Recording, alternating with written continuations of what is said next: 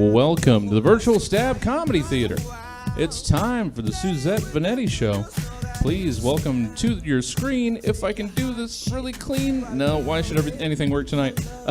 Welcome to your screen, Suzette Veneti.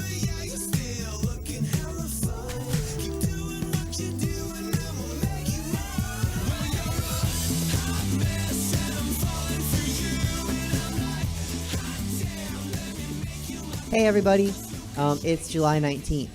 It's Sunday, it's 7:03, which seems to be our regular starting time. So I'm 3 minutes late. So next time I say I'm late, I'm not pregnant. It's just 3 minutes past whenever I was supposed to be there. Let's get started with the show. Okay. This is show number 14. If you can give a share, that would be cool. Not like the singer, but like if you could just hit the share button to, support the show, because all the contributors and the people that work on the show, we have some writers, and this Stab Comedy Theater with the information above me, we all work so hard, and if you can support us by sharing the show, that would be phenomenal. Thank you. This is just news. This isn't funny. By the way, I'm not trying to make a joke of this next thing, but I read that tear gas used at the protests can lead to a high rate of stillborn and miscarriage, and can cause multiple periods in a month for any women or any people that may have been born women that were at the protests. So if that's happening to you, that's normal given the content of the tear gas, and you might want to go to your doctor. Okay, just thought I should let you guys know that. Kanye dropped out, and then he didn't, and then Caitlyn Jenner wanted to be his running mate, and now he's named his party the birthday party, which sounds like something from Alice in Wonderland, and his rallies have been scheduled in 2 states, and he's openly asking anyone to show up and support him being added to the ballot. I don't know. He named his album The College Dropout, which is fine. Like, he can run for president as a college dropout. Lots of people have accomplished a lot. But remember, when you're considering supporting him, that he said slavery was a choice for black people. So supporting Kanye is also a choice for everybody. Make a good choice. Trump bashed Fauci, Dr. Fauci, and then Pence defended him. And now we know Mike Pence's type. It's little cute Italians. Fauci is kind of cute. And he's Italian. Ed Ogeron, the head coach of LSU's football team, said to Pence, "Don't take football away from our players. They need it." Yeah, okay, coach. Let's have football and destroy the health of the entire world. Good call. Here's a joke for baseball fans. Cowboy Joe West, this joke's deep baseball fans. You got to be a baseball fan to know who Cowboy Joe West is. Cowboy Joe West said that coronavirus is fake, and that hospitals get money if they report it. But if Cowboy Joe West is saying it's fake, that means it's real, and we should all take it seriously. Banksy's piece in the London Tube was removed as if it were regular graffiti. Experts are saying that Banksy expected his piece to be removed like it was regular graffiti, and he made it with that in mind. And I just thought, what a polite street vandal that Banksy is. The Maldives has relaxed their rules for getting guests who want to stay in their properties and lowered their rates. So quick Americans, you're always saying you want to leave. Now you have a chance. You just have to quarantine for 14 days when you come back. Reparations in Asheville, North Carolina have been greenlit by the city council. The Golden Girls house is for sale for the first time ever. It's the first time in 65 years that it's for sale. But many people that like the Golden Girls are surprised to learn that the house is actually in Los Angeles and not in Miami. And then they find out the inside of the house doesn't look anything like 4 middle-aged to older-aged women decorated it. It's actually kind of fancy. So a lot of people that like the Golden Girls are learning that sometimes things on TV are fake. Anti-maskers want to say that it's their body and their choice to wear a mask, leading to obvious parallels of women's reproductive rights. It's their body, their choice.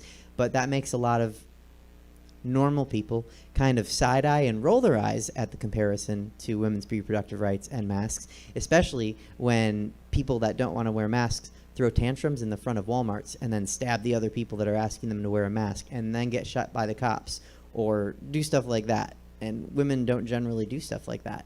So it's not really the same. Anti-Semitism is way too much in the news this week as Deshaun Jackson made anti-Semitic remarks last week. Nick Cannon was in hot water, and even Ice Cube was boldly public in his anti-Semitic statements. But I'm going to actually leave that for What's the Tea. So let's pause on that, and let's go with our first contributor. We're going to go with one of my favorite follows, one of my favorite comics. Catch him live when you can. Oh, okay. You know what? Let's go right with the tea. Let's go right to that Nick Cannon story. Let's go with one of my favorite people, one of my friends, and a regular contributor to the show, Clifton Ellison. Clifton, can you hear me? Hey, Suzette. How you doing? How are you? You know, she good. I'm good. As good as I can be. But this week has been a mess. A mess. And, you know, Mr. Drumline really done drummed himself into some bullshit this week.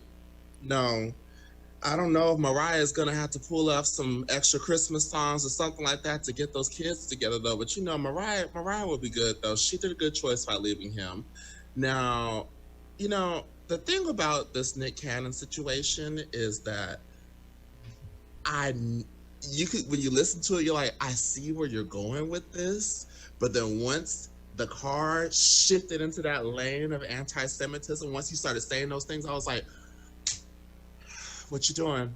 What you doing? Because you were there. You were there for like a second. I was like, okay, I get where you're going. But then like once he started using those words, because at first I was like, not Mr. All That, not Mr.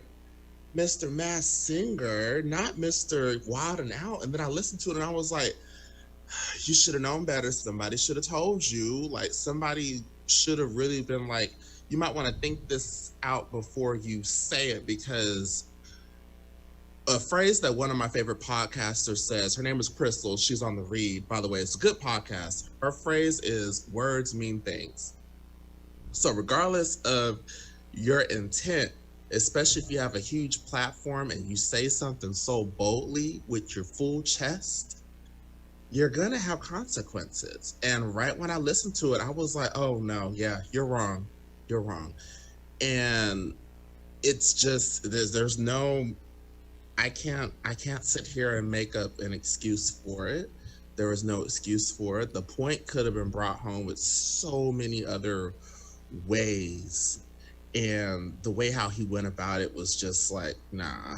And of course, you know, everything got snatched, you know, and he was one of the hardest working men in Hollywood, and now it's just, damn. And I can't really sit here and be upset at the networks, because heaven forbid if the tables were turned and it was a white person saying that about Black people, or some, you know, if the tables were reversed, we would want the same thing happening to them. So, you know, fair is fair. You, in the words of Monique, when you do clownery, the clown comes back to bite, and the clown bit.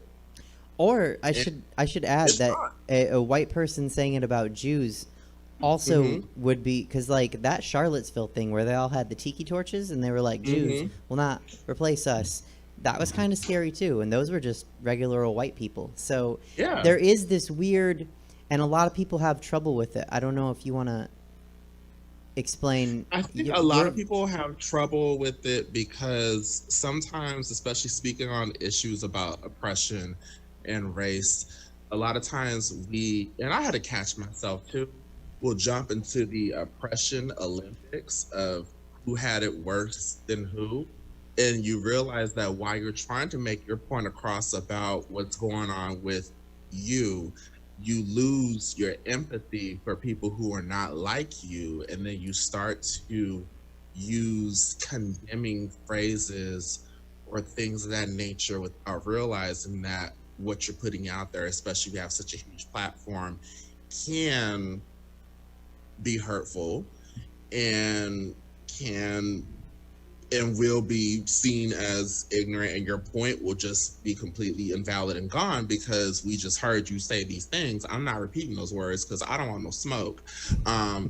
But listen, I just got my job back. I don't want no problems. I do not agree with anything that he said. Let's put that out there right now. Oh, I know, honey. Yeah, No, I just want y'all to know that. No one But, can say you know. no one can say you are a bigot of any Yeah, kind. I'm all like, nope.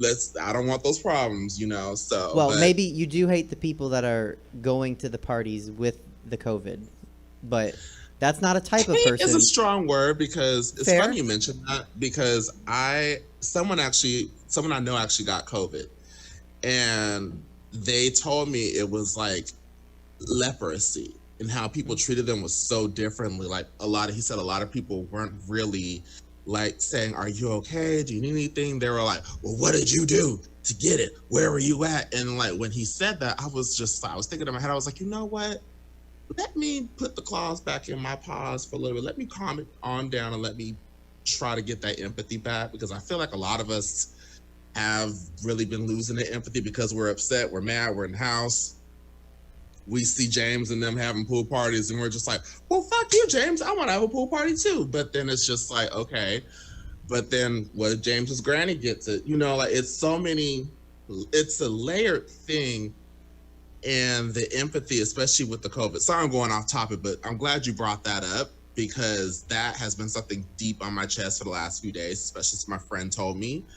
And it's a work in progress with that. So, but yeah, the empathy, especially with COVID and especially with thinking about people outside of who you are, is something that I feel like everyone's lacking. And this Nick Cannon situation definitely kind of brings it back to you're easily using phrases that may not describe you, but they are hateful phrases.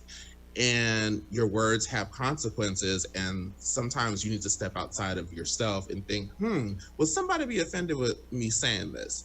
If you would have thought that for like 10 seconds, you would have still had a job.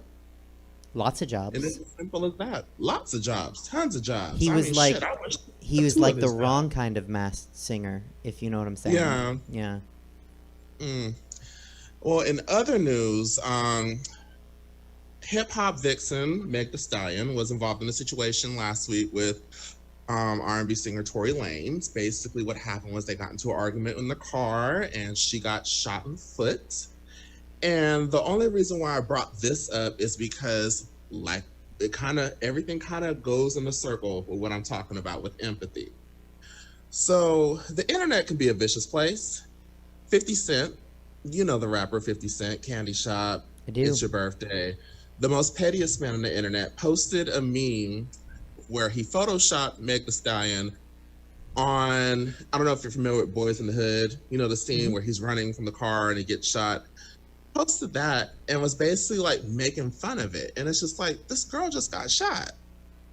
And you're sitting here making fun of it. Like, where do we go in society to where we're laughing about someone getting shot? Like, and he's always taking shots at women, and he's always extra like with women all the time. And I'm just like, where did this happen where that's okay? Like what's going on? Are we really that bored in the house right now? Like, you know what? I learned a phrase last night, actually. I learned what hotepping is.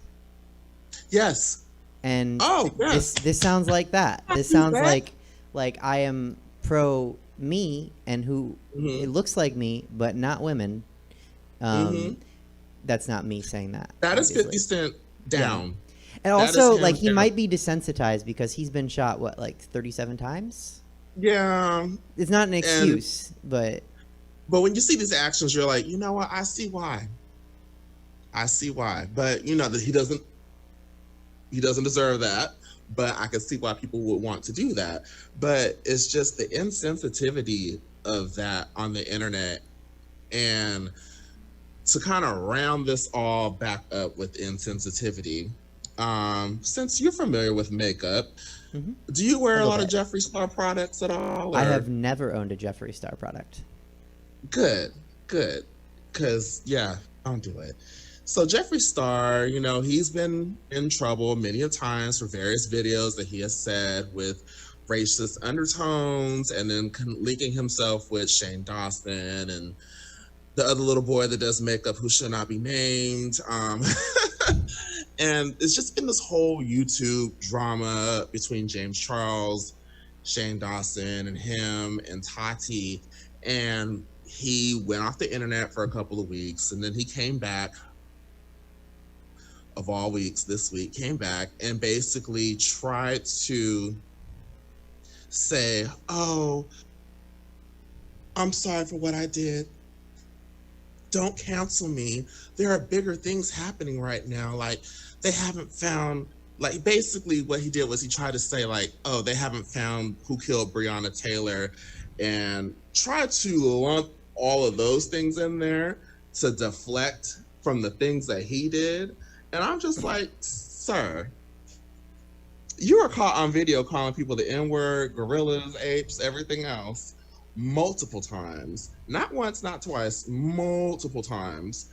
And the internet has came for you various times. I lost count of how many times he got canceled. I feel like he gets canceled every other week. He gets canceled more than a Netflix subscription with a fake email.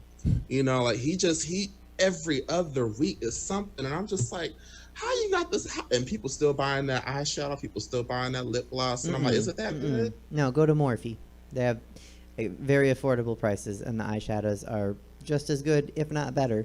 Also, I don't like this. I didn't know about that. Like, oh, there are bigger things happening. Don't cancel me because I'm a racist. Like, no. When I clean my kitchen, if the counter's not dirty, I still clean it.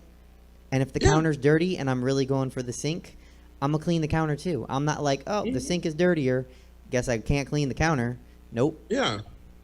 I like that analogy, by the way. Come on, Mommy Dearest analogy. You know, I'm not mad at you. I'm mad at the dirt. But he just, the audacity to post that video and think that it was okay. And I'm just like, is the makeup that good that we're going to excuse that behavior? And when people have been using Breonna Taylor as a source of like meme of like, it makes me uncomfortable. Because I see I get the point what some people are trying to make when they're like, oh, I like pineapple on my pizza, but I also like if the killers were caught for Breonna Taylor. I'm just like, girl, why? No. Just say I want justice. You don't have to make a little cute little quirky meme and everything like that, because it's kind of low key like, it's offensive. It does become it becomes performative in a way, because it's like, how clever can I be to draw attention to the punchline, which is, you know, charge and hold Breonna Taylor's killers accountable. But really, you can just say it. It's not a joke. You don't need to set it up. It's not a joke. You don't need to misdirect. You can just say justice for Breonna Taylor. But the audacity for him to bring that up when he's being pulled to the table for things that he has done is just like, girl, no. And that's really been it this week. You mentioned the Kanye thing. I like to keep that family out of my mouth as much as possible, because I feel like if we even mention them, they get some type of money, because, you know, the mother of that family has a way of getting money every time they're mentioned, and I don't want to pay them. So no royalties from my mouth. So, well, thank you. Thank you for keeping us up to date. Last thing, yes, before we go, it was a sad time watching the discovery of Naya Rivera in the lake. I was really hoping and praying that she was somewhere else, and seeing her family out there and seeing the whole cast out there and seeing a lot of like LGBT kids on Twitter talk about how much her character really helped them come out from high school. And I know we laughed about Glee kind of being like a Kids Bop thing, but the show did do a lot for the youth, and that was one of the first Latin openly gay characters that a lot of kids have seen on television. And she was so young, 32, I believe, 32, 33, very young. And it's just, you know, shout out to her family, the cast, and just, you know, make sure you call your friends. Make sure you try to keep in contact with people and let the stupid shit go, because life is really short. It really is. And that was one thing that really kind of like, it brought it home. I was like, damn, like she's younger than me. But, Well, but yeah, but that's really all that's been going on in the tea world over here. Some people need decaffeinated tea because, girl. good health to your friend. I'm sorry to hear that they've caught the COVID, but I hope they recover quickly. And Oh, he's doing much better, being shady as ever still. But, oh, good. you know. Okay. you got to check on your shady friends, too. When they're not shady, that's when you know something's going on. You know, Sense of call them. taste goes away, but the shade stays intact. It stays. All right, good. Good to know. Thank you, Clifton, so much for coming by and keeping us up to date. Thank you for having me, Suzette. Have Absolutely. a wonderful day. Bye. I'll see you next week. Bye. Love you. Love you, too. All right, peers and queers, that was Clifton Ellison. His information was on the bottom, right underneath him. So if you want to send him some coin, that's how you do it. Also, like I mentioned earlier, if you want to send Stab some coin, it's right here above my head. So you can do that, because this show is brought to you just because we love you guys. That was true. I just gagged on just air. Sorry, that wasn't like a reflex. Okay. Anyhow, I'm going to go with the next contributor. One of my favorite people, one of my favorite follows, one of my favorite comedians. When this is all over, you should check him out in person. But what you can't right now because of COVID, what you can do is watch his YouTube videos with editing. And Peers and Queers, give it up for In the Meantime with Mean Dave.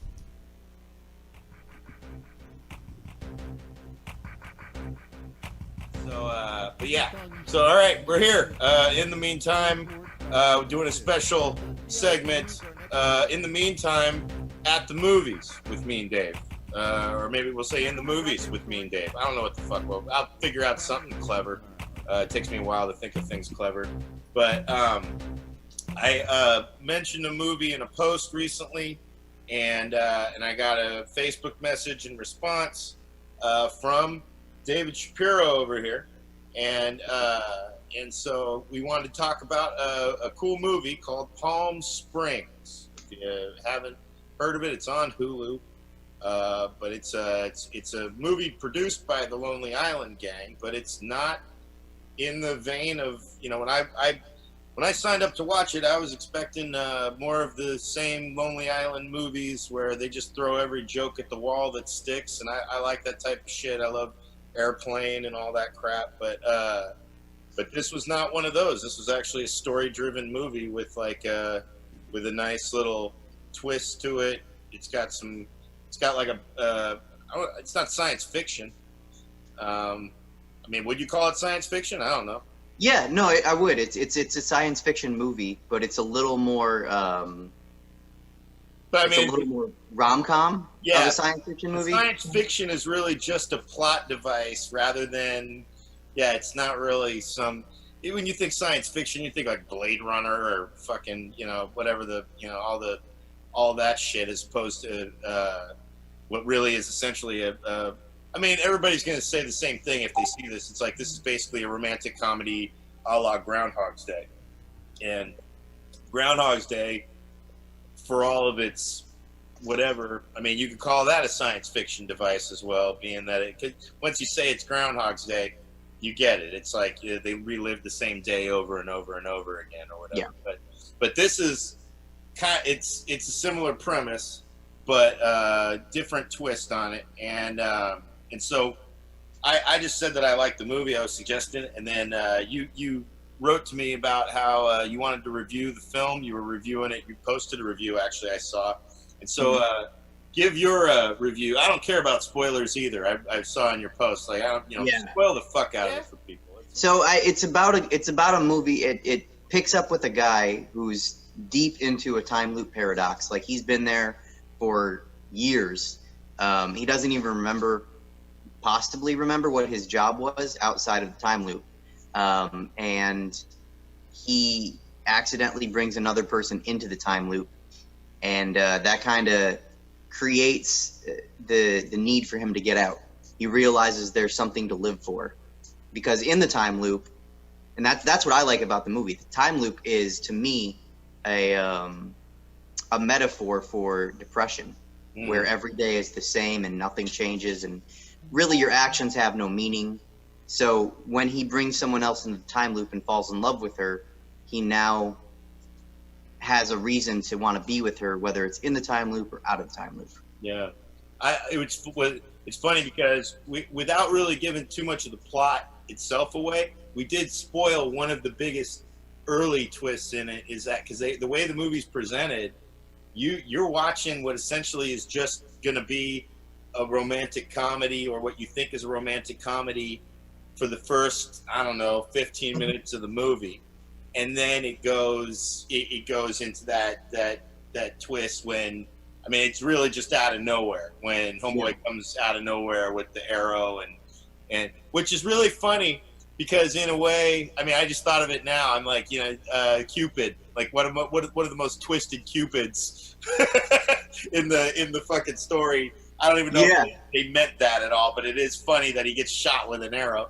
I think that was actually one of my favorites as an actor. I just want to say that was one of my favorite scenes because of how realistic. I can't remember her name, but the lady lead played it. She's I know her mostly from in the movie Wolf of Wall Street. She plays Jordan Belfort's first wife.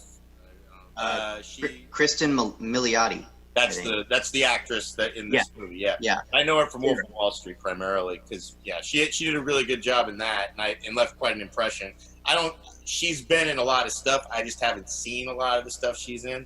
And then so when she popped up as the lead, the co-lead in this, I was like, oh, cool. I like her. The movie more or less plays with plot device misdirection. Is what it's about. It's like, I loved it because I'm thinking I'm going to watch I'm like, oh, they're going to do a straightforward movie? Oh, okay, Lonely Island's trying to write now. And then it goes into that left turn. I'm like, oh, shit, now we're going into some weird territory, which is nice.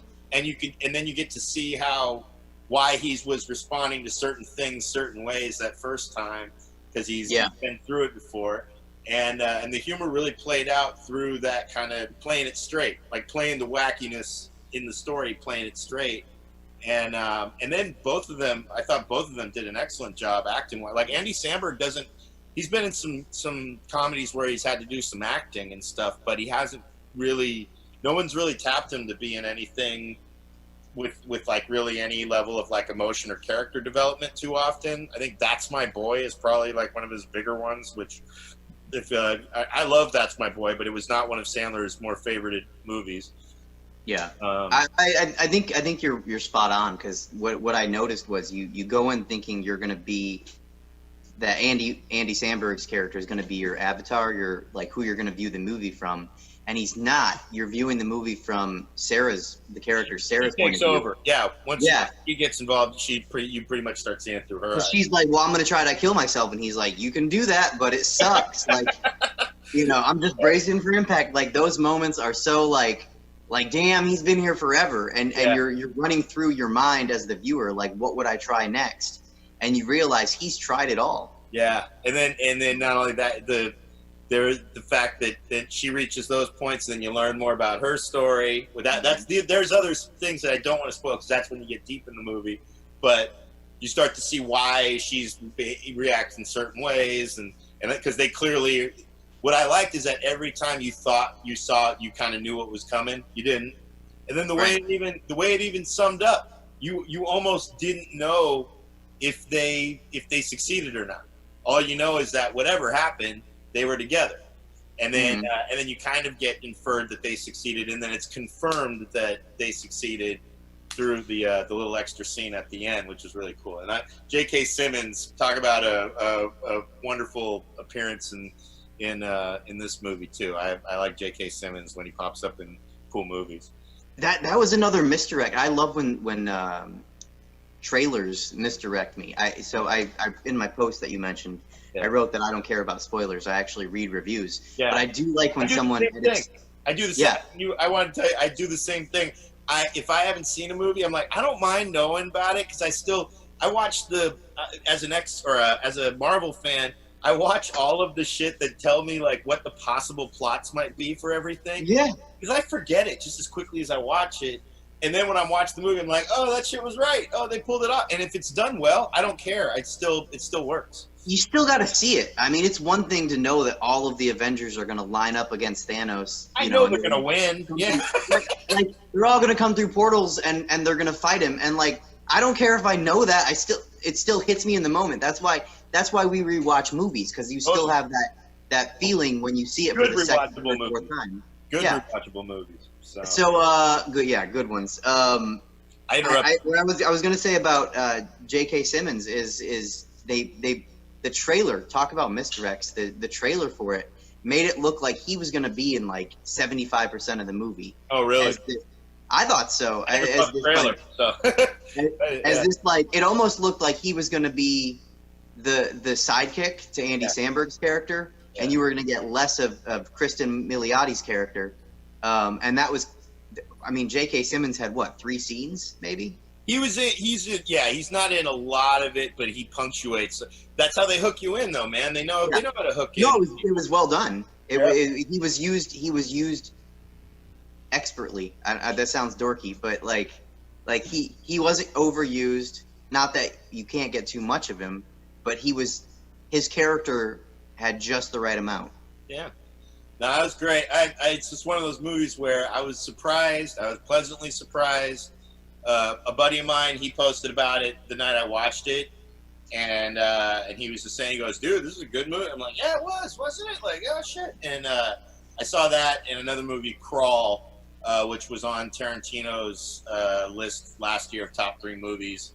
And so I wanted to make a post, like, because I know people are looking for just anything to take their mind off of all the shit going on. And I was like, here's 2 cool movies that'll, take you. I mean, Crawl's more of a horror movie, but they were both pleasant surprises. They weren't like big budget movies, and I like movies that are able to like really drive things with more simple kind of shit. There's our In the Meantime, Suzette. I hope we gave you some good information and ruined a perfectly good movie that you should check out on Hulu. Palm Springs with Andy Samberg and Kristen Milioti. Milioti, yep. That's right. And that's 2 people recommending, 2 good, smart people recommending that movie. Fucking A. Check it out, man. Back to you, Suzette. Thanks, Mean Dave. I don't know how David Shapiro convinced you to let him be in your segment. I like you just the way you are. You don't have to put him in because I see enough of him. But a really good segment from you guys, and I've always wanted a movie segment, so I'm really glad that you guys covered a movie, and I need to check out Palm Springs now and see what it's about. So I know what I'll be watching tonight after I watch the show to take notes for myself. And with that, are we good, by the way? Okay. Cool. All right. Here we go. Maybe it was hard to hear me, and we never want that. With that, we're going to go with our next contributor. Her information will be right underneath her, so if you want to send her some coin, you can. It's also going to be on the wall behind her. One of my favorite people, and I think she loves me even though she pretends she doesn't. Peers and Queers, give it up for Chelsea Bearce. Oh my God! It's Hi. not on a wall. Look, I changed my location. I'm keeping you on your toes, bitch. Look at this. I know. Do you see it? Where are you? I'm right in front of my bed. Oh, okay. I say change location, but I'm in the same goddamn room. So yes. How are you? Hot. Yes, you are so hot. I do like a movie segment, especially with Mean Dave, because I think that you and Mean Dave look at movies differently. Like I watch theater differently because I'm involved in it. So it's like I like the way that you guys review movies. So you should definitely think about keeping that. I like it. Okay, I'll pitch that to him. So I never know what I'm going to talk about when I come on the show. We all know that, right? Right. Right? Okay. So today, I got stood up for a date. So, what is happening? Is sound a thing? Yeah, are you hearing the feedback too? Yeah, it's only when I talk, so that's rude. Oh.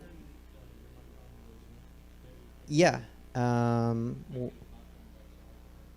second. Sorry, Chelsea. We just want to fix it because I'm getting the feedback when I talk.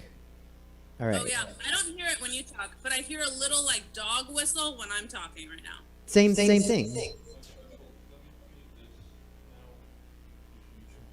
So leave this one on? No. Okay. How's your mic? Are you hearing the dog whistle? Okay. Off. Okay. Chelsea, can you hear me? Yeah. You sound like you're in a tunnel, like a wind tunnel. Okay.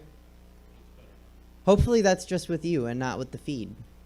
I hope so. I have no idea. Okay. So we never know what we're going to talk about. What are we going to talk about? That's what I said. Okay. So I never know what I'm going to talk about, but recently I got back into online dating, and I did that because my friends wanted me to. I'm very jaded when it comes to dating. Okay, I'm very, very jaded. I don't know how you feel about dating. I don't want to talk about it, but I am very jaded when it comes to dating. Okay, I've been engaged once. He physically abused me. I broke off the engagement, and I've dated just like one or two since then, and it's been a nightmare. Okay, so dating online anyway is a gamble, but dating online during a pandemic and quarantine, it just makes me want to rip my own skin off. It's the worst thing on the planet. Have you ventured into the online dating during the apocalypse? Have you done that? Not during the apocalypse, no. Great. Okay. I highly recommend steering clear from that. I got stood up today, and it doesn't feel good. So what were you going to meet in person? Yeah, so what we're gonna do was we were gonna meet outside, like at a coffee place, get coffee, and then go for a walk, like I guess a social distancing date. Like I guess that's a thing. Mm-hmm. But okay, here's what you also need to know: is I'm in my late 30s. Okay, I'm almost done. All right, like I'm in my late 30s, and it's like my window is very small, but it's also the older I get, whoever I end up with, we're both going to have a shit ton of baggage because we're both going to be old. Let's all keep it real. Okay? So every relationship I get in, we're going to come with some shit. Okay? So my thing is, when I'm online dating and like if I meet somebody online, I'm not one of those people who wants to have this prolonged text relationship. No. I'm too old for that. If we have an initial attraction, we have cute conversation via text, let's just meet up and see if this is a thing. You know what I mean? Does that make sense? And I'm smiling because I communicate with you electronically, and I know that texting, phone calls, not really. You're more of an in-person type of person. I'm an in-person type of person. Yeah. I absolutely abhor talking on the phone. Mm-hmm. I hate talking on the phone because it drives me crazy. I also feel like I can't do multiple things if I'm talking on the phone. I'm definitely more of a text when I can kind of person. I'll send you a Marco Polo when I'm in the car. This is kind of how how I operate, right? So if I have a text conversation with some guy, which we've already proven that we're attracted to each other. Now we're having a conversation, so it looks like we would have a discussion. That's good. Let's move to the next phase. Let's do that quickly because I don't want to waste time. That's my big thing. I do really bad with idle time.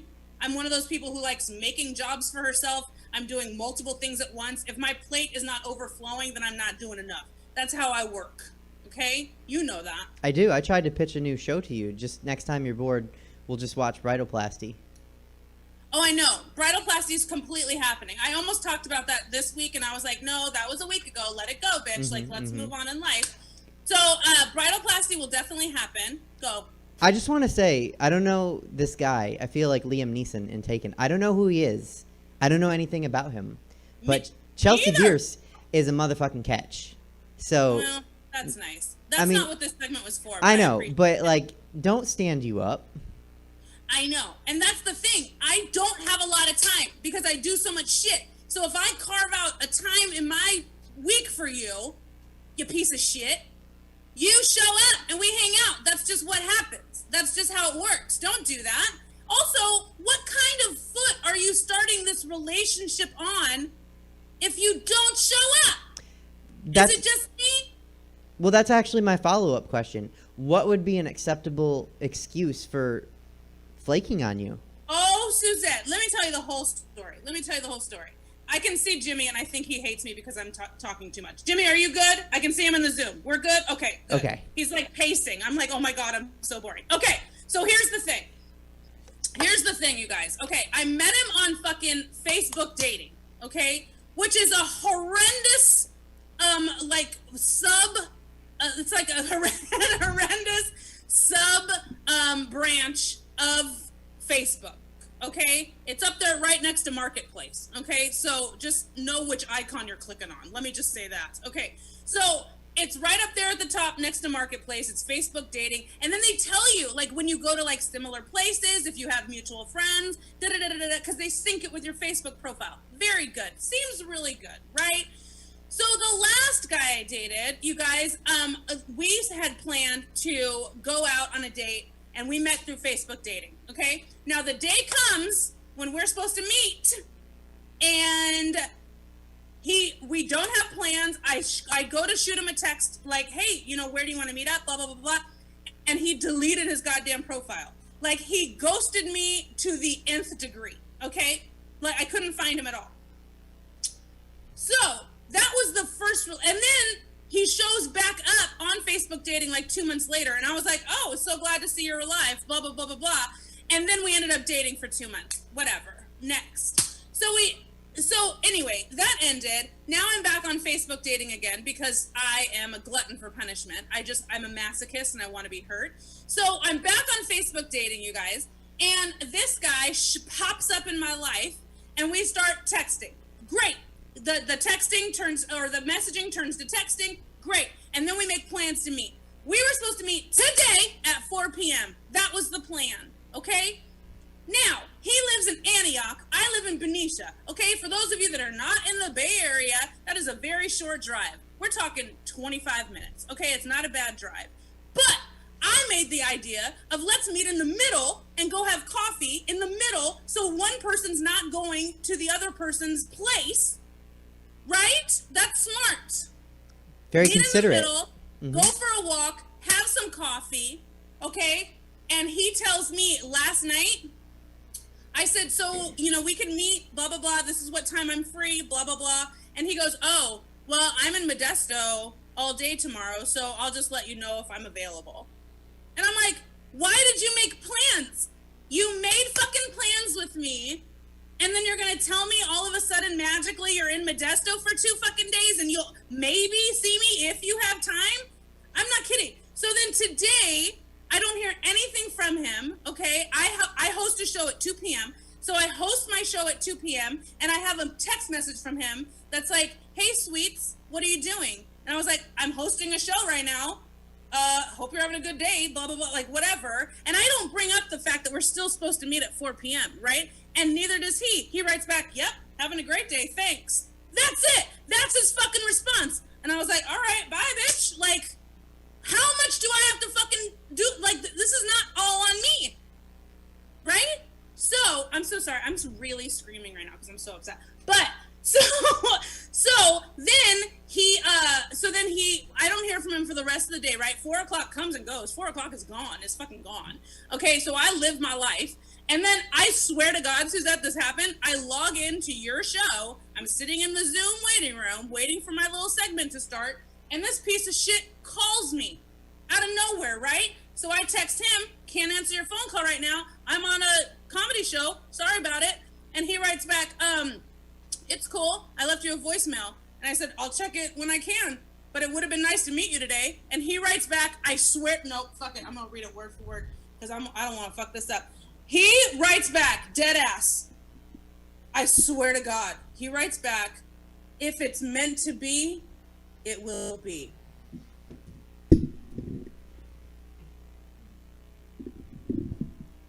If it's meant to be, it will be. What? You piece of trash. Are you kidding me? Are you kidding me? I can't.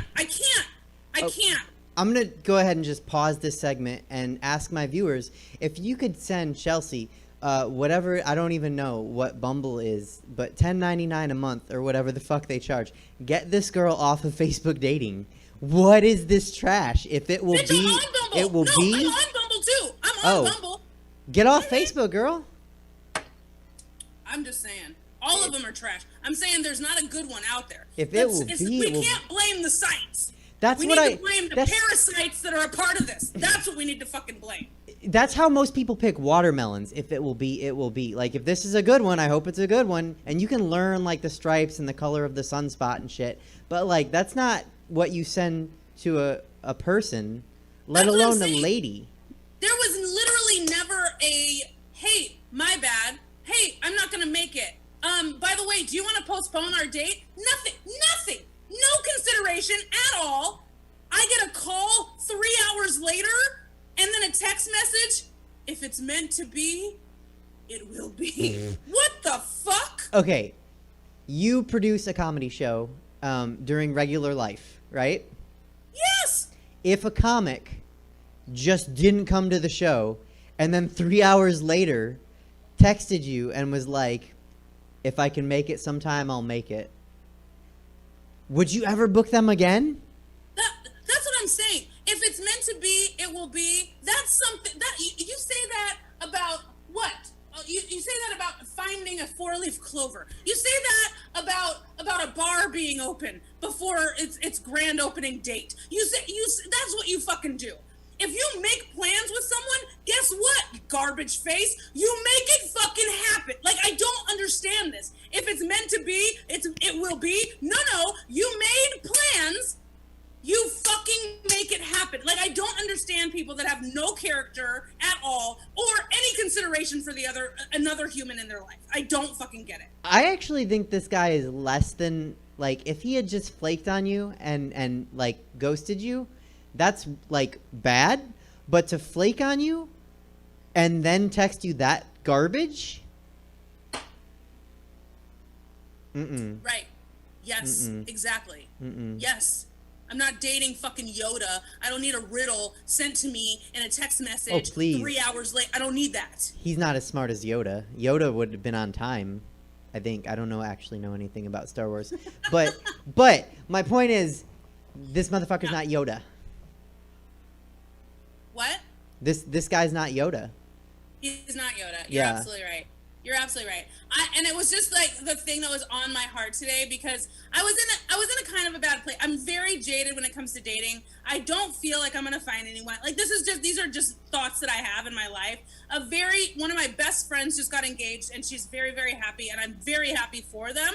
But it did kind of put things into perspective where I was like, you know what? Like I don't know. I'm older than I look. That's real. I also have a 4-year-old son, so I come with a little bit of baggage, but it's also still like I don't feel like it's hopeless, but I'm getting pretty goddamn close to thinking it. You know what I mean? I am nodding along with you because as a lady in her late 30s, also with a lot of baggage, also not a natural blonde, I understand. Yes, I know. And that's why I wanted to come and this was my form of therapy today, and you helped me get through it, so thank you. Oh, I'm glad that I actually was useful for once. Yeah, I didn't say that. Oh, okay. But thank you so much for giving me the platform. How about that? That is my pleasure. Anytime. I love you so much. I love you too, and Bridalplasty will be on. We'll just have to see when Jesse has an open slot. Yeah, oh, absolutely. I have the entire season. I have it ready in my Apple TV. We're ready to go. So let's just find the date and figure it out. Okay. All right. It's on. I love you, Chelsea. Thanks for coming on. Bye. Bye. Peers and Queers, that was Chelsea Bearce. Send her some affection in her Venmo for that nonsense. This next interview guest is not a garbage human being like that. He's actually a good guy. Let me go to the intro that I wrote because I'm professional. He is an international comedian. He produces a show during non-COVID times called There Goes the Neighborhood. You can catch him. But he's still producing his show during the COVID times online. So you can catch him on the online show. The next one is July 31st. Peers and Queers, give it up for Jimmy Earl. Yes, thank you, Suzette. Yeah, Wow. Hey, Jimmy. Is there any way, can I follow? Yeah, let me follow Chelsea. Is that a possibility? That's like following Dave Chappelle. Thank you for that. That was... Well, I mean, first off, just warm yourself to the audience. If you were producing a comedy show and a comedian just flaked on you, would you give him a second chance? I actually would, but really, you're missing my point. You got to fix the lineup. I should have gone before Chelsea. She was. No, sir, you're good. We know what we're doing. Hey, by the way, yeah. Suzette, thank you for having me. Who's that Dave fella? Or no, Dave Shapiro. It's very uncanny. Oh. How alike you two look. Well, people say that, but what? He's ugly, so, and I'm not. So I don't know. I think it's the eyes. Is it? I do like Shapiro because we have a very common love, the common love in hockey, right? Oh, I actually like hockey more than he does. Is that a fact? Yeah. He's a Chicago Blackhawk fan. He is, and I was saving this for later in the interview as a big reveal, but I'm wearing black and yellow because our teams are facing up in a playoff series. Whose team? Your team and my team. Oh, Suzette's a Pittsburgh Penguin fan? Is that what you're saying? Yeah. Oh, I didn't know that. Well, yes. Well, here's the deal. I actually want Montreal to tank. Oh, really? Because this dude coming up in the draft. So the 8 teams that lose in the first round, one of those guys is going to get the first round draft pick. Okay. And this guy, he is touted to be the next Connor. Connor McDavid? Connor McDavid, yeah. Isn't that crazy? That's a big player. It is, and he's French Canadian. So the moons are aligning perfectly for him to be a Montreal Canadian. Well, then go Penguins, and I hope that the Canadians lose, and then we both are happy. Yeah, exactly. So what have you been up to during the pandemic? What have I been up to? So, you know what, I've been crashing comedy scenes around the world, which I just stumbled on a comedy scene in Malaysia. I stumbled on a comedy scene in South Africa, talking to some chaps in Japan, doing a show, Ron Jossel's show. He has a bunch of Canadians on it. So yeah, I'm just kind of doing stuff that I wouldn't normally have time to do and investigate other comedy scenes, which has been turning out. It's actually pretty fun. I've been on a couple other shows, and it's kind of a nice little experiment to see if I translate well, how my jokes do. Some don't, so it's kind of a nice little exercise. That is something. So when you do stand up during non-COVID times, you actually travel and appear live. So are you finding newer markets that you haven't been to in person? Yeah, the Malaysia one. Hopefully one day I could take my wife over there, go to Australia, and just kind of hit that part of the world. And I have a couple contacts that hopefully I can get some stage time. So kind of exciting. Is there a difference between doing? Because there's we talk a lot about it on the show because I have a lot of comedians come on like yourself. Is there a difference? Obviously, there is a difference between live and streaming comedy. Is there a difference when it's international between live and streaming comedy? I think the Zoom shows are pretty much the same here and there. You know, you got to watch the references, obviously, whether live or Zoom. Sometimes the references, you got to make sure your references are going to hit. in other parts of the world. That's really, you got to do a little research. So like example, I have a joke about cleats. And in Stockholm, Sweden, believe it or not, even though they play a lot of soccer, no one knew what cleats were. So that joke definitely bombed hard. Bombed hard. What do they call them? Did you learn?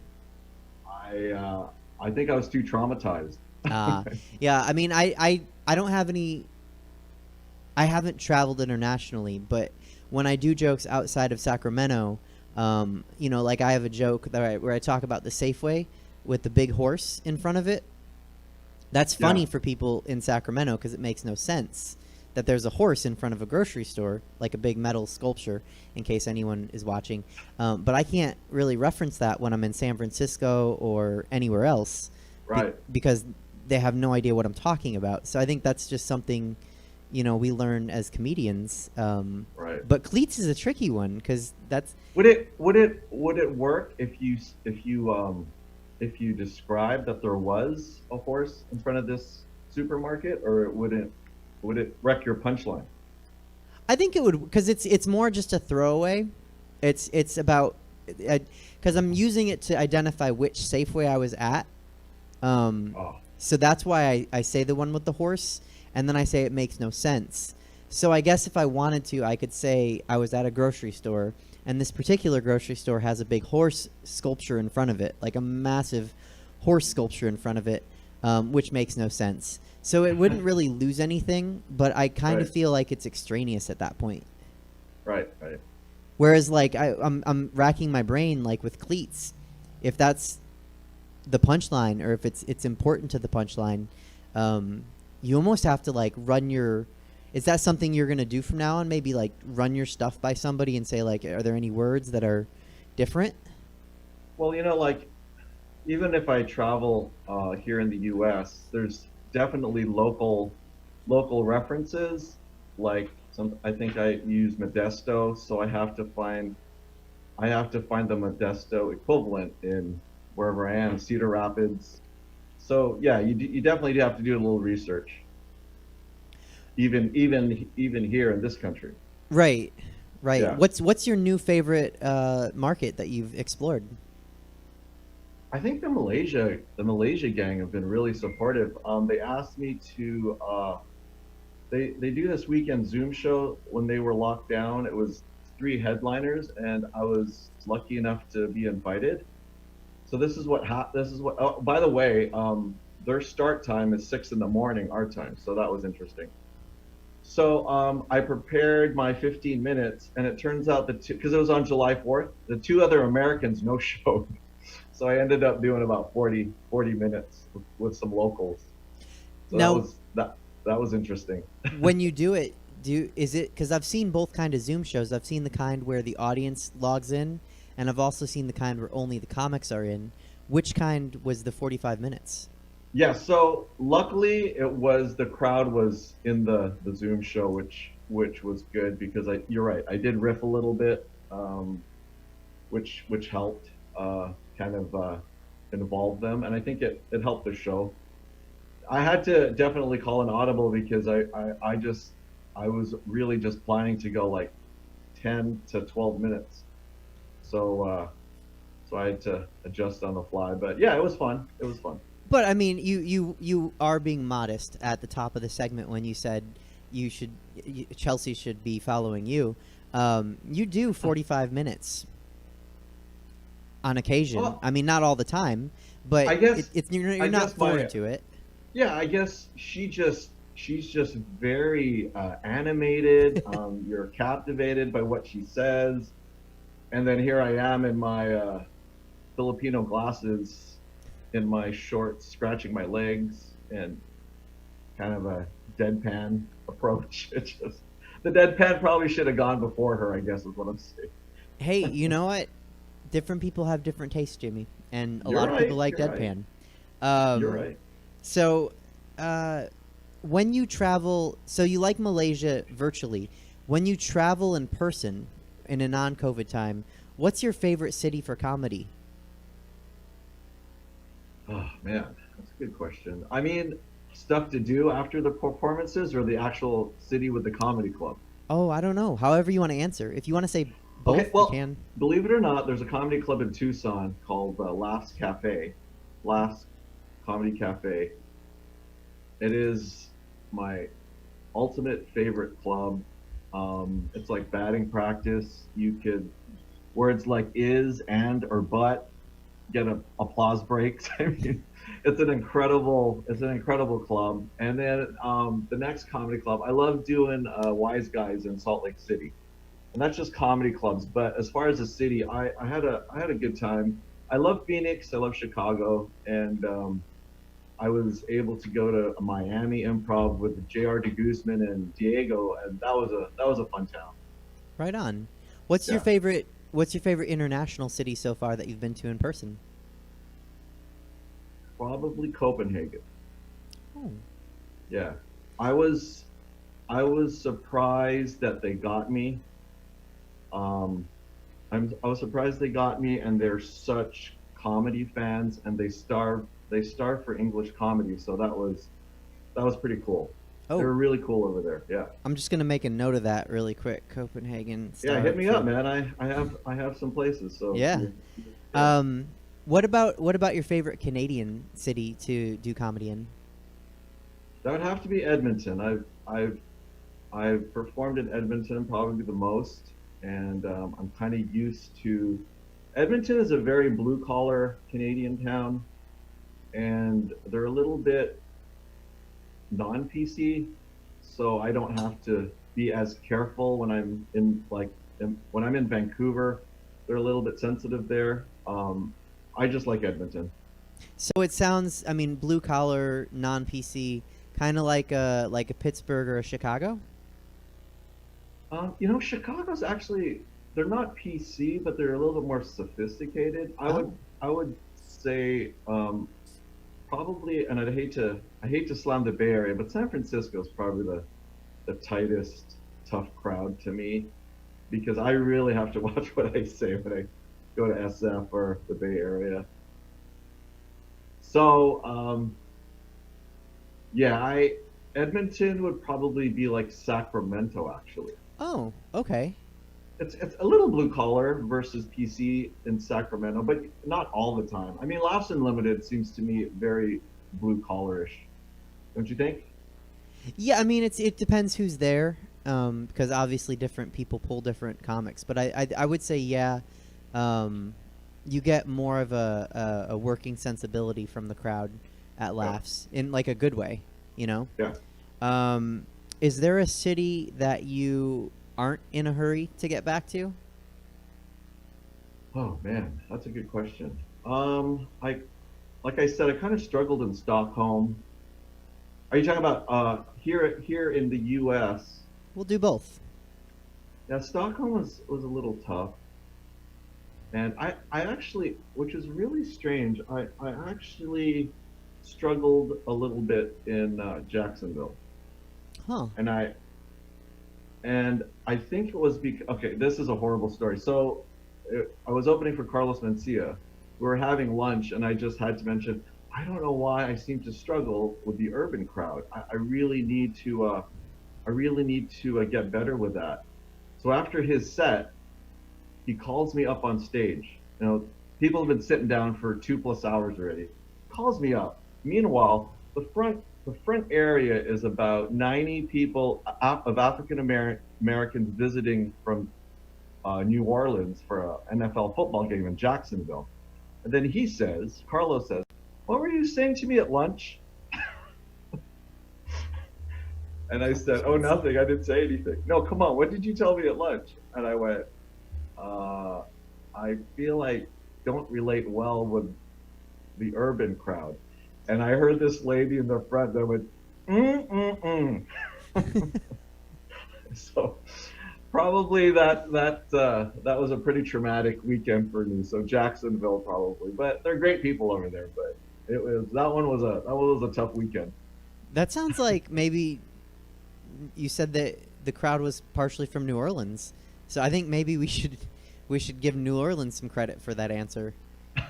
And not so much Jacksonville. That was the site of the experience, but it wasn't the crowd. Yeah, yeah, it could be, but all I know it was in Jacksonville. That's all I remember. So, yeah, that was a interesting, learning weekend, definitely. When you go to, because I follow you on Instagram, so I actually know the answer. But when you travel for comedy, you really make sure to see the sights. And I wouldn't say Jacksonville has the best sights to see.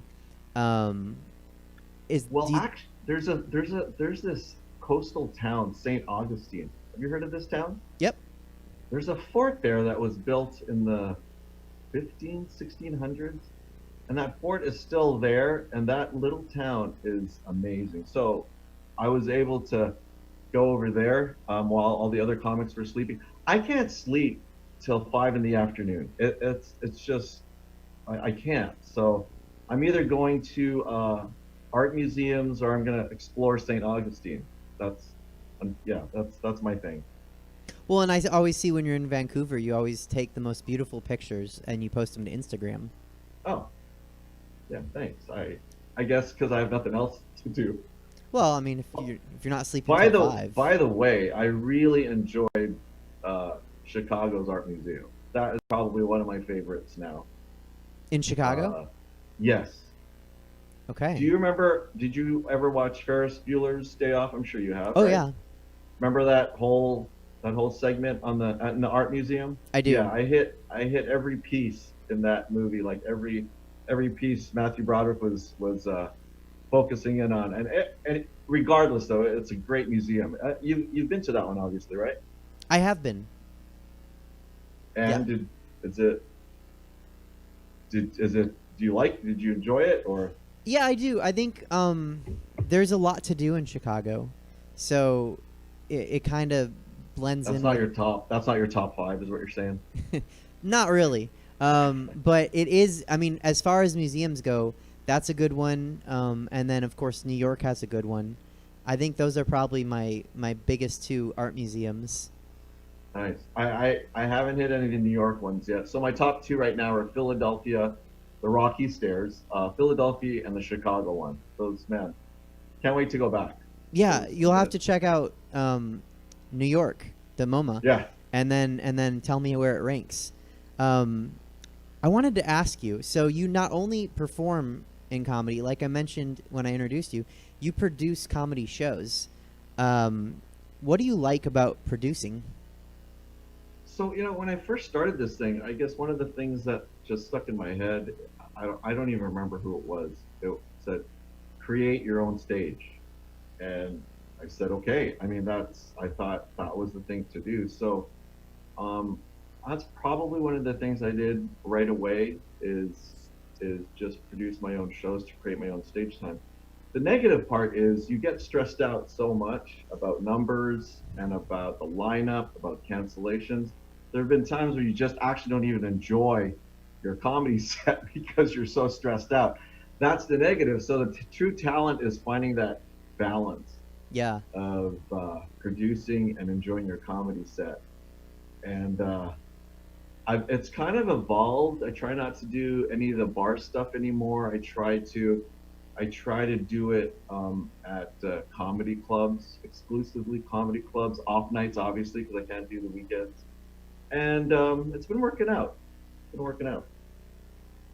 That's cool. I totally agree with what you say about producing. Sometimes, because I do the same, and you don't get to think about what you're going to do until basically you step on stage and you're like, oh, right. Because you're so worried about everything else, making sure the tickets are sold, making sure the people are in, making sure the guest list was there, making sure people are happy and they have the right seats, all your comics are there. No one is like Chelsea's date and flaked. And you don't get to think about what you actually want to talk about until you're up there and you have 30 seconds to yourself before you're introduced, and you're like, right. And what's worse, and when there's added drama. Oh yeah. When comic A is trying to needle and get under the skin of comic B who's closing out the show. I think you know what story I'm talking about. and stuff like that is just, it really irritates me because it's like I don't need that. I don't need that right now. I'll message you to remind you of what's talking Okay. about. Okay. I Yeah. was like, do we want to talk about that? No, we don't. But message me don't. because that is some tea that I would like spilled. So when you do live comedy, you said you like it's Laughs in Tucson? Laughs Comedy Cafe in Tucson. And what's really sad, I was supposed to be there in the beginning of July. Obviously, they had to cancel. They said they might not, you know what, this is rumor. This is from a third party. They said they might not be able to survive the second shutdown. So I'm really kind of bummed out. The comedy club in Scottsdale where I started out, the comedy spot, already closed down because of COVID. So yeah, the small clubs, man, it's a tough thing. It's kind of a sad thing going on. It is. I read today that they might have a new stimulus check that's recurring monthly. That would help a lot of people if Yeah. they extended this and maybe help some businesses stay open. So I hope that happens. Yeah, Would I you? do too. What would you say is the most interesting? So that's maybe your favorite venue. What's the most interesting venue you've ever performed at?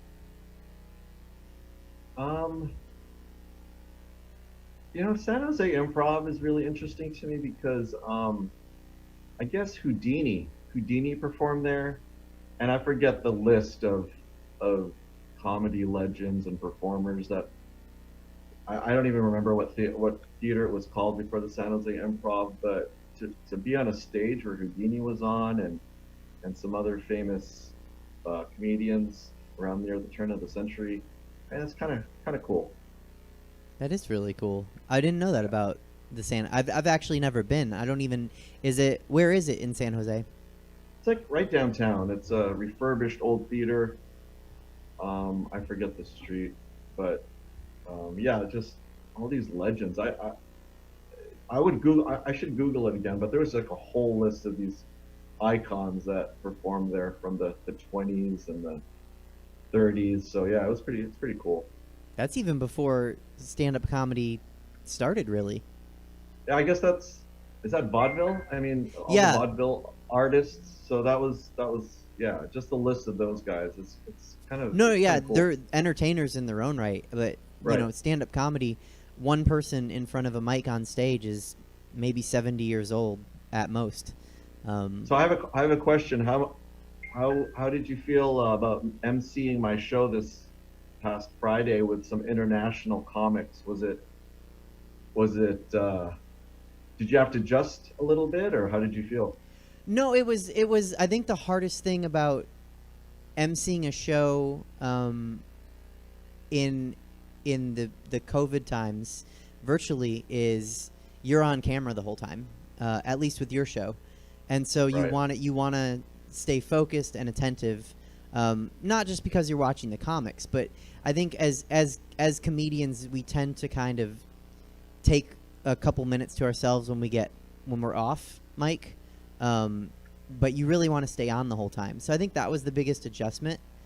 Right. Did I do okay? You did great. Okay. I think I'm just gonna rotate you, Curtis, and myself. I think you guys have it down. Curtis does a weekly show, so he's a good MC. You MC your shows constantly, so Mm-hmm. you know, I think the MC is such an important part of the show. You know, they're not going to be the headliner, but they definitely have to set the tone. So, I think I kind of like hosting because even though I'm not going to be the headliner, it's not all about me. It's such an important part of the show. If you have a shitty MC host, it's really, in my opinion, it's really tough to recover from that. Well, that brings up two thoughts that I have. So the first one is in the drag world, which, you know, I have one of my heels in.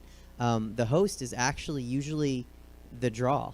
That's the most coveted spot, is to be the host of the show, because you're right. Like it's kind of the hub of the wheel. Everything is kind of coming off of that. So you want to make sure you have a competent person, Right. a good person doing it, and then. So are you saying then on a show like that, the headliner is usually the host? It depends on the show. So like a regular, there's at Badlands here in Sacramento, they have a big drag show every third Friday, and it's called Fridays Are a Drag. And the host of the show is Taryn Through You, and she is the draw for that show. Unless they book a Rue girl, like a girl from RuPaul's Drag Race, and then they'll come in. But and then they don't usually host. They'll usually just like go where the headlining comic would go. But what I was going to say is it's more like what I've heard about, and I was going to ask you if this is true, the Canadian model for shows, where the host is pretty much the second most important person to the headliner, and everyone else. Like, I heard you have to have credits to be a host in Canada. So it's really just one club. Maybe there's other clubs, but the club I think you're referring to is House of Comedy, and that model is the same model they use at the House of Comedy in Phoenix, and the one in Edmonton, and the one in I think Minnesota somewhere. So yeah, you're right. Their feature is the MC host. And believe it or not, the booker in Reno Tahoe Comedy has the same model.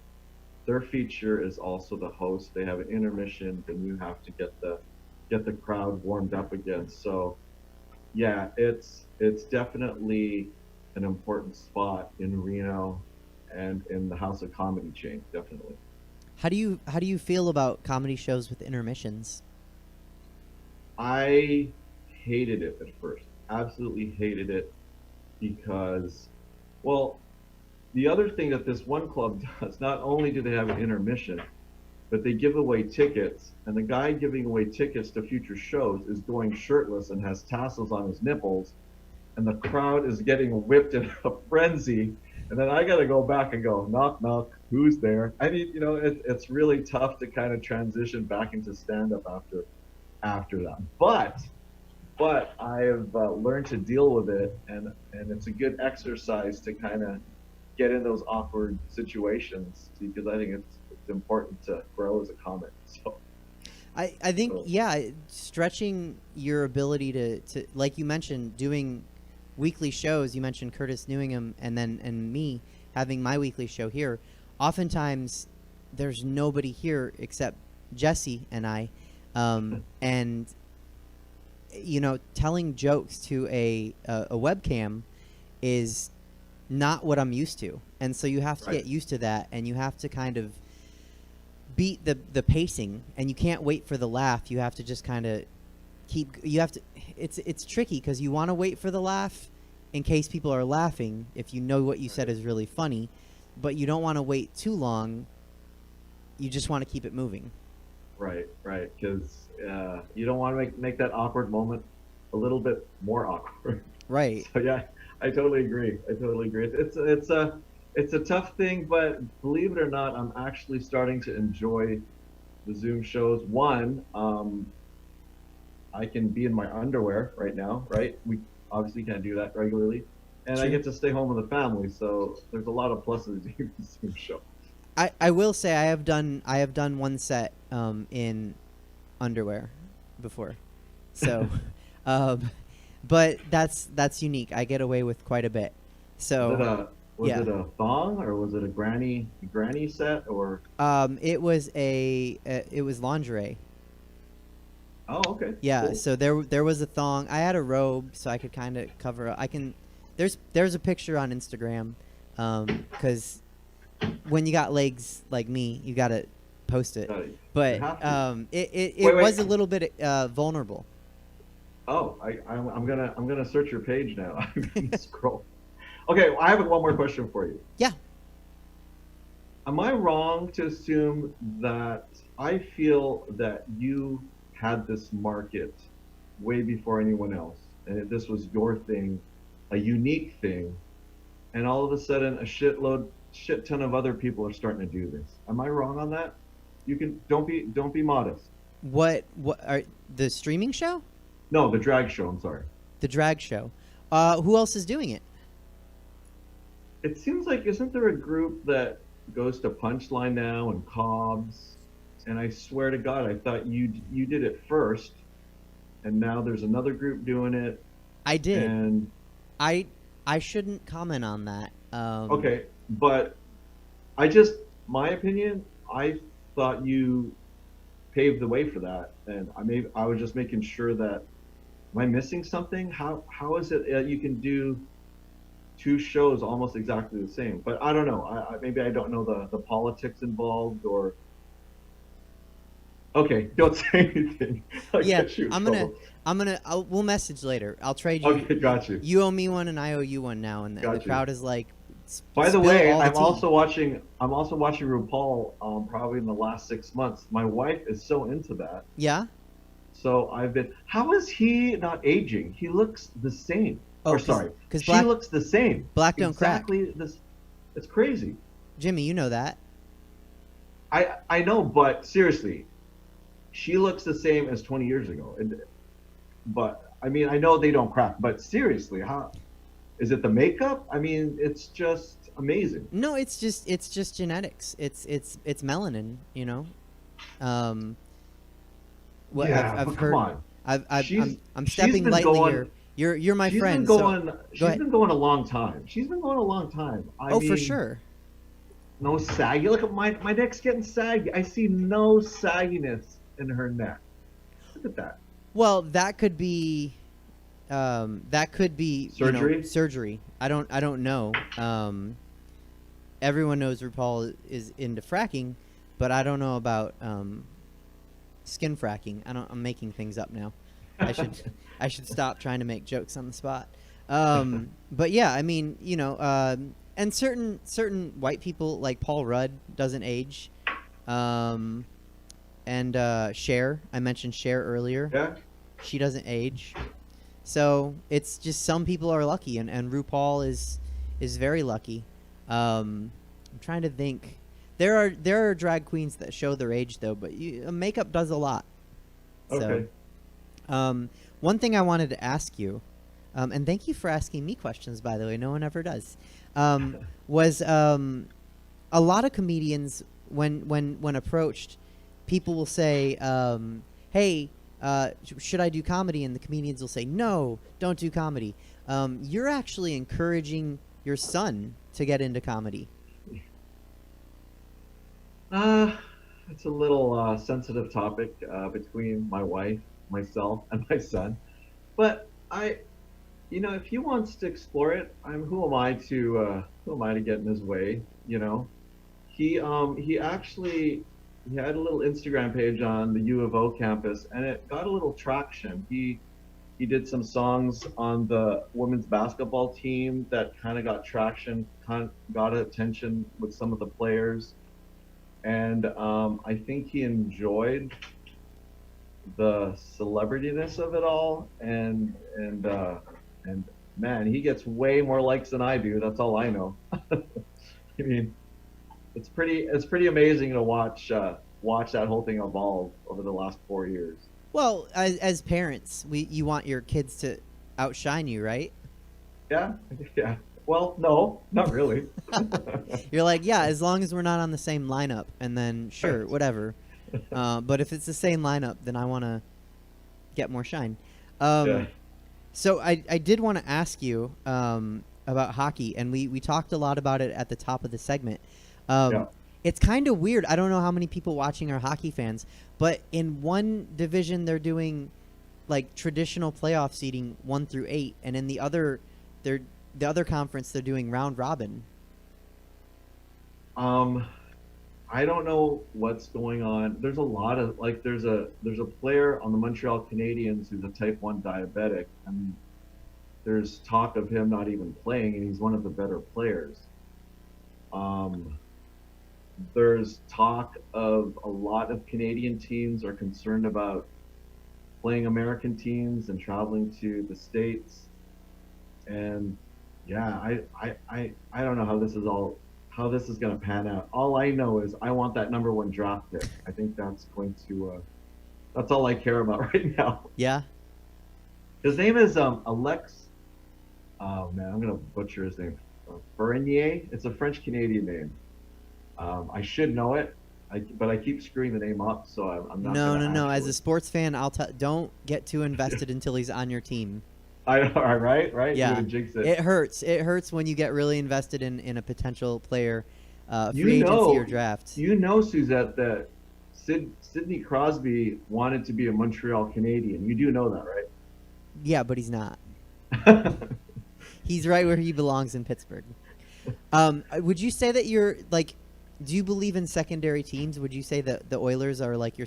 Because you said you do like Edmonton, like to travel there. Do you find yourself rooting for their team when you're watching? Never. Really? Is that because being a Montreal fan, it's like I think it's like being a Red Sox or a Yankee fan. Once Montreal is out of the playoffs, I don't give a shit about hockey. I won't even watch the playoffs. I don't know stats and players of other teams like I should because I watch a lot of hockey. I just like I couldn't even tell you if Sidney Crosby is a right wing or a left wing. Is he a right? He's a lefty, right? Yeah. See, I should know that, but I don't. So yeah, once Montreal is out, I'm done.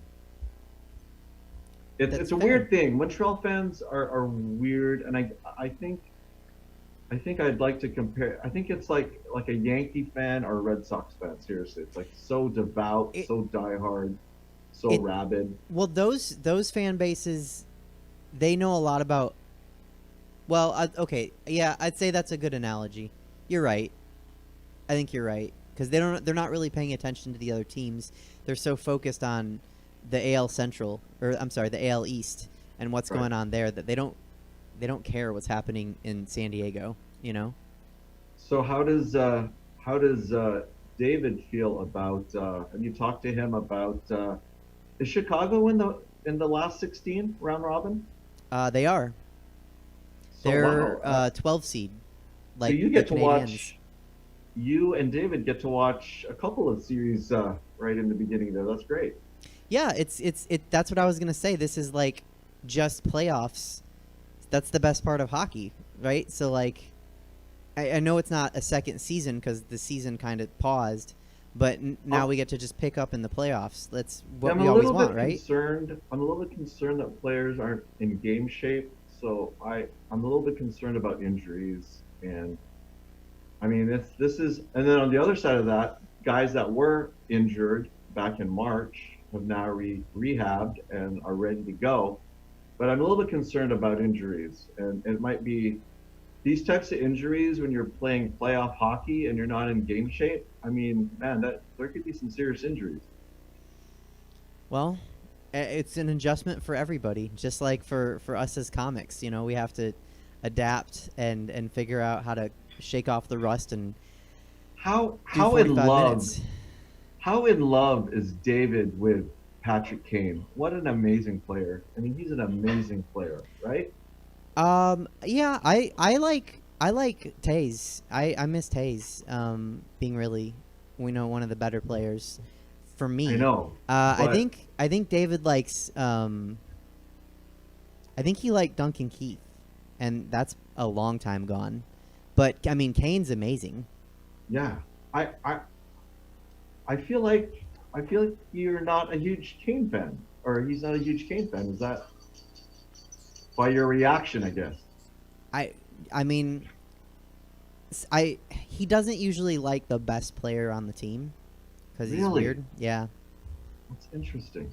Yeah. But Duncan Keith and Taves are unfortunately in the twilight, right? And it's kind of sad to see because you're right.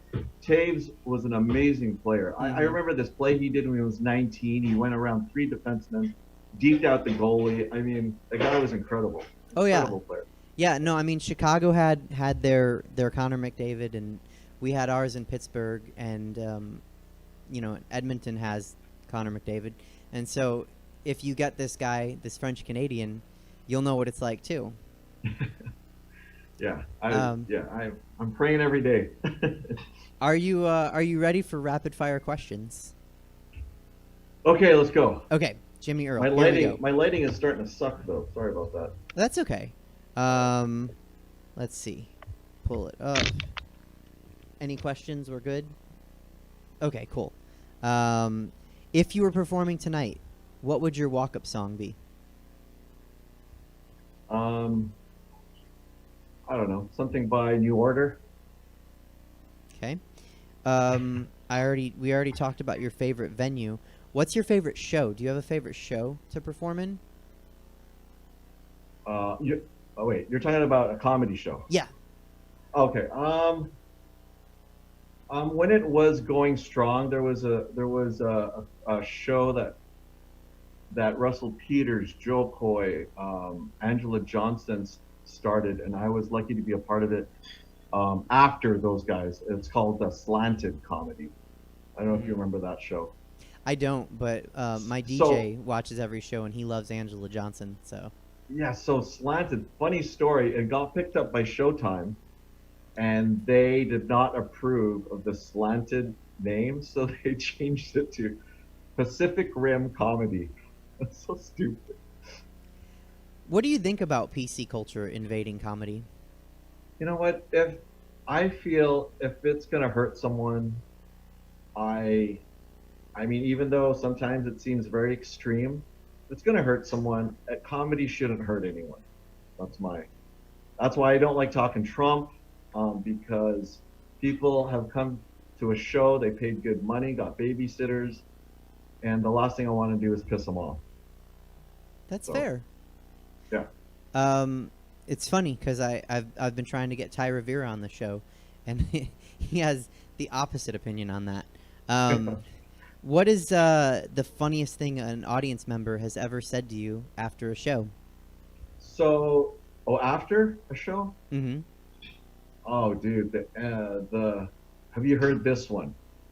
So it's not just one. It's that when I hear that, I have to be nice and listen to the whole damn joke.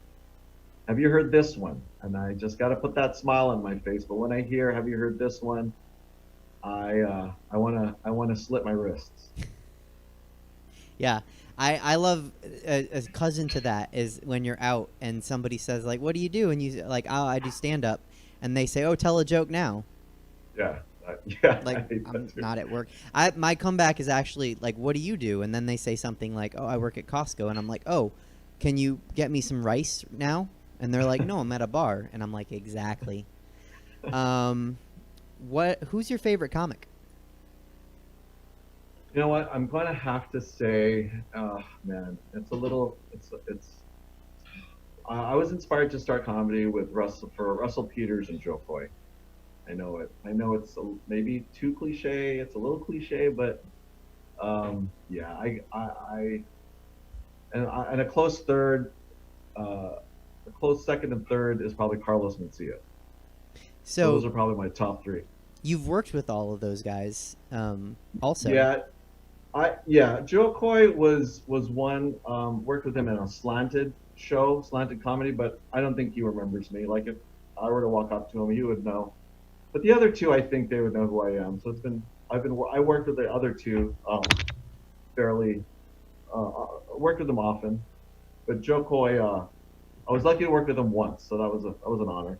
Oh, I'm sure Carlos Mencia remembers you because he put you on the spot in Jacksonville, so yeah, he didn't forget that. Yeah, he's a good guy. You're a parent. This is a question I ask to parents. Do you have a least favorite kids show? Kids show like TV show? Oh shoot.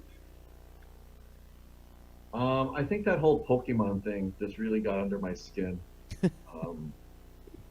and I only because I had to not only watch it, I had to go to Toys R Us and buy every one of those characters in a ball, and they all look alike to me. I had no idea what I was getting, and apparently I was getting the same character like 5 times in a row. I had no idea. It is confusing because they evolve, and sometimes they look like the same character but slightly different. I know. I can see how that can happen. Did you have a favorite was there an adult show that was disguised as a kid show that you liked when your kid watched because you could enjoy it? I think SpongeBob had a lot of innuendos, I think, right? Yeah. So I think SpongeBob was pretty good. The writers were pretty good at entertaining both audiences. What is your favorite sex position? Let me think about that. Being Asian, I think doggy. Okay, I'm gonna move 'Cause on because I'm gonna stay PC. Do you cook or bake? Neither. Okay. If someone's buying us shots at the bar, what are we shooting? I've been into a whiskey lately. I've been doing a Crown Apple. Is that a shooting drink? I don't even know. It is if you shoot Anyways. it. Yeah, Crown Apple is. In fact, I was enjoying some while the other guests were on. So Okay. Toilet paper hang over or under? I don't actually know. Really? You're the second person I've had on the show that didn't know. I don't take notice actually. Okay. That is a big thing for some people. Do you have a favorite drag queen? RuPaul now. Oh, sorry. Suzette. Suzette. It's okay if RuPaul's a pretty established one, so. But thank you. Do you have a favorite Canadian? Oh man. It would have to be Montreal Canadian Hall of Famer Guy Lafleur. I don't know. I just meant like Canadian national, but same answer. Yeah. Okay, Yeah. Guy Lafleur. That answers the next question. Favorite hockey player? I'm gonna assume it's the same. Yeah. Guy Lafleur. Um, So if that's Guy Lafleur, the question before that, I would say Russell Peters. Okay, Russell Peters and then Guy Lafleur. Do you have a most upsetting hockey memory? Yeah, Montreal won 4 Stanley Cups in a row in the late 70s, and then they lost to Minnesota North Stars, I think in the first round, and I could not sleep for 2 or 3 nights, and my mom was getting very upset with me. She was going to call a shrink. She was so concerned that I could not sleep after that loss to the Minnesota North Stars. No, that's sports. How old were you? Pardon? How old were you? Oh, how old? I want to say I was 12, 11 or 12. Yeah, that's 12. normal for sports. 3 nights? 3 nights. Do you have a favorite hockey memory? Probably the '93 Stanley Cup, because I think I was an adult, and that was a sweet win. Right on. And last question. When all of this is over and there are no more restrictions and masks and gloves, what's the thing that you're most excited to do? Yeah, I hit a live stage. Because I did hit a live one at Laughs Unlimited, the very first one since March at Laughs Unlimited. I think it was June 3rd, June 4th. I can't remember. And I was surprisingly very rusty. It was, and I was kind of spiraling out of control, because I go, wow, I can't believe I forgot that. I forgot that pause. I forgot that facial expression. And it was amazing how rusty I became. It's crazy. Well, keep up with the virtual shows, and Yeah. it's not the same, but it's close. Right. Yeah. Jimmy, that's it. That's all I got. Thank you so much.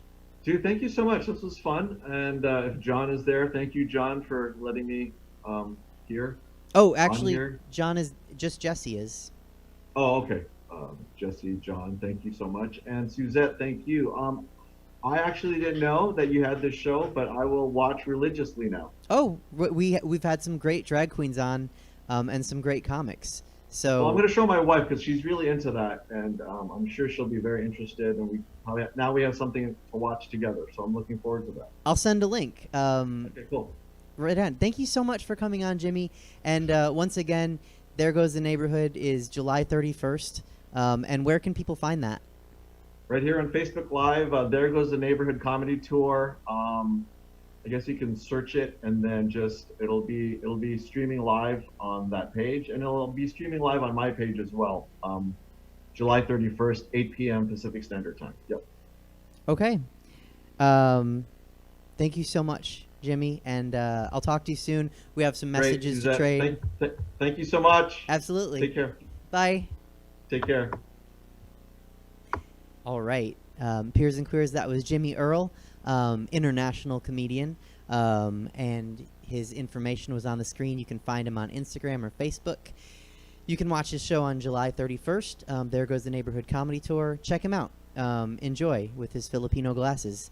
And with that, we're going to go with our last. We had him earlier. I don't know why he needs to come on twice. And then Jimmy brought him up. This is too much, David, for one show. But I guess, David, are you there? Yes. Okay, keep it short. What's up? Well, no, yeah. No, I know. I'm sorry. You should be. Well, so in the last segment that I did with me and Dave, I was wearing this shirt, this very antique T-shirt from a movie called The Wizard in 1989. Yes, I remember, with Fred Savage. Yeah. Mm-hmm. I thought it was really cool, and I just wanted to come back and say that that's what this shirt is, since the last segment was about movies. Chelsea liked it. Yeah, it doesn't have to be long. I mean, I don't have much more to add this week. I thought I'd keep it positive and happy. It's a good idea. Yeah. Have you seen The Wizard? Yes, like 30 years ago. It's a great movie. It is? Yeah. You know, Tobey Maguire has a cameo. He's the kid with the mullet, one of the 3 finalists. Mm-hmm. Okay. And Fred Savage plays a middle child named Corey. And then 4 years later, his little brother Ben Savage played a middle child named Corey on Boy Meets World. Crazy, That's right? Of fun. Trivia, yeah. Movie trivia. Okay. I like that. Yeah. The original pitch was Karate Kid, but with video games. Yeah. Similar. There were dinosaurs in Palm Springs. The movie that me and Dave and I talked about, and there were dinosaurs in this movie. Real live tourist attraction in Cabazon, California, near Palm Springs. Same dinosaurs. In a Pee-wee movie also, too. Also, yes, in Pee-wee's Big Adventure. Anything else? I think maybe the most interesting thing is all the video game footage was pre-recorded. Really? Yeah, right. They recorded the footage and then they put it in the movie like it was live played. They faked a live recording. Weird, right? I know. Who does that? Why wouldn't you just film live? Yeah. Never. You'd never. I would never do on that. Your show. Never have pre-recorded footage. No, everything's that's live all on I got. the show. Okay, noted. Yeah. Maybe. I don't know what you're talking about. Well, good show. Take care. Talk to you later. Thanks. He kept it short. Okay, cool. I should have asked him about his favorite Blackhawks player. But I'll message him later and find out. And if that's ever comes up again, I will know. That is the show. Anything on the nothing on the boards. You guys can comment on the show if you want while you're watching. If you have a question for any of the contributors or the interview guest, it's fair to ask it and we'll get it in. Other than that, we'll be back next week on the 26th of July.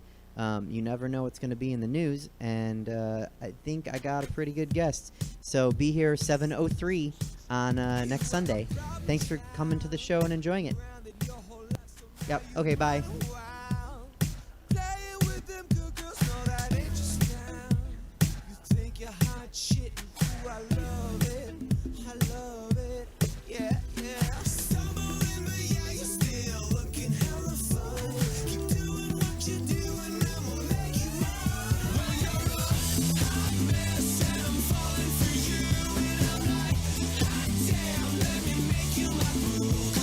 Shake it, shake it, yeah, you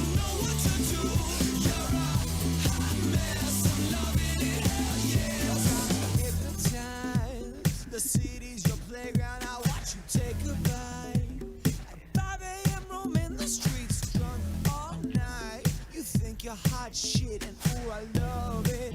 I love it. Yeah, yeah. Stumbling, but yeah, you're still looking hella fun. Keep doing what you're doing, and we'll make it right. Hot mess, and I'm falling for you, and I'm like, hot damn, let me make you my boo. 'Cause you can shake it, shake it, shake it, yeah, you know what to do. You're a hot mess, I'm loving it, hell yes. You're a hot mess, and I'm falling for you, and I'm like, hot damn, let me make you my boo. 'Cause you can shake it, shake it, shake it, yeah, you know what to do. You're a hot mess, I'm loving it, hell yes.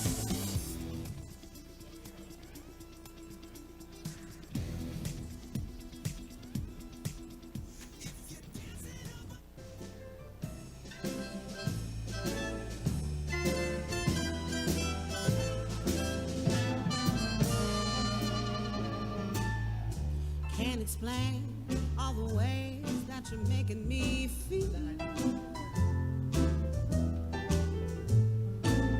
My heart's in overdrive and you're behind the steering